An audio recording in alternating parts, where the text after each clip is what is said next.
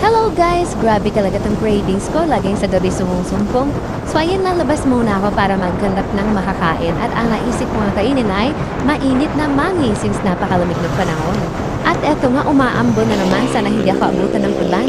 Napakahirap talaga tanggihan itong tiyan ko pag nagugutom. At pa ganitong oras, ang dami talagang malalaking sasakyan na imakasabay sa kalsada. Kaya kailangan doble ingat talaga lalo't umuulan pa. Kagaya nito, huwag tayo masyadong dumikit at baka ako'y lumusot dyan. Medyo malayo-layo rin ang aking tinakbo. Ang dami kasing pares na sinputan kung saan-saan pero ito lang ang pares na talaga ang lasa na aking nagustuhan. At ayun nga si ate, nire-ready na ang aking in-order na mami.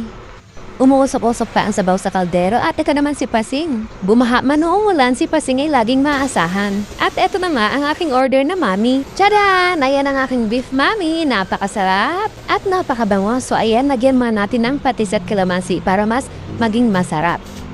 So ayan na nga, naubos ko na o diba? At buto na lang ng kalamansi ang natira. At dahil dyan, craving satisfied at masaya na ang aking sikmura. At dahil busog na ako, uuwi na kami ni Pasing kasi medyo malakas pa ang ulan kaya magpapatila muna kami. So thank you for watching everyone. Bye-bye!